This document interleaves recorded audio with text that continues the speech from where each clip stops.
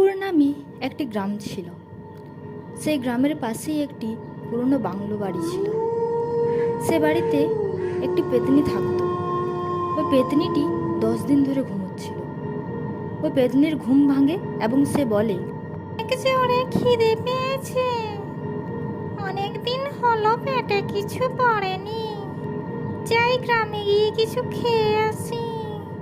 হা, হা, হা, হা। এইসব বলে ওই ভয়ানক পেতনি গ্রামের দিকে যেতে শুরু করে এবং সে রাস্তায় একটি লোক দেখতে পেল আর লোকটিকে বলল, এই তো পেয়েছি পেয়েছি, এই দাঁড়া দাঁড়া বলছি, আমি তোকে কাঁচা চিবিয়ে খাবো। হা, হা, হা। পেতনির কথা শুনে ভয়ে লোকটি দৌড়াতে শুরু করে।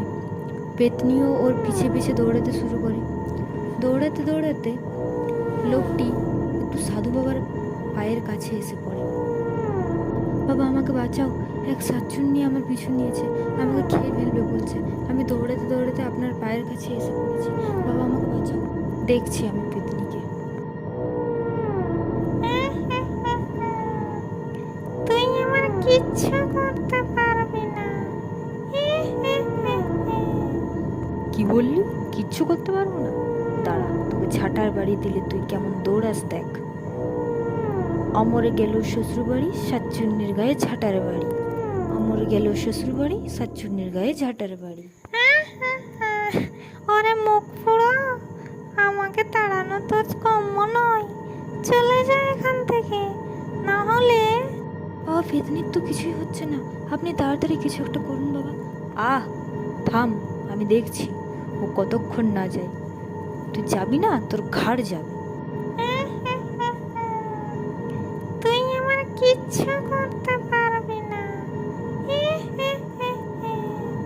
দিনে দুপুরে স্বপ্ন না দেখে এখান থেকে চলে যা, না হলে দুজনকেই খেয়ে ফেলবো।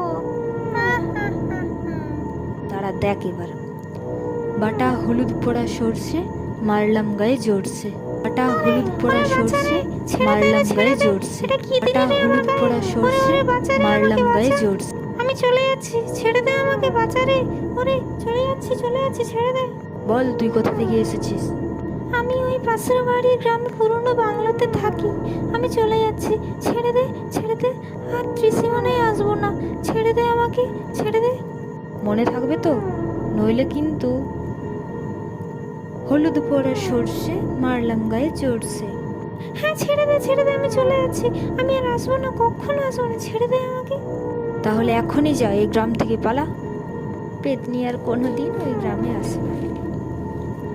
বন্ধুগণ, আমার গল্পগুলো যদি আপনাদের ভালো লেগে থাকে তাহলে এরকম নতুন নতুন গল্প পেতে আমার চ্যানেলটি অতি অবশ্যই সাবস্ক্রাইব করুন এবং পাশে থাকা বেল আইকনটি ক্লিক করুন, যাতে করে আপনাদের কাছে সবার আগে আমার গল্পগুলো চলে যায়।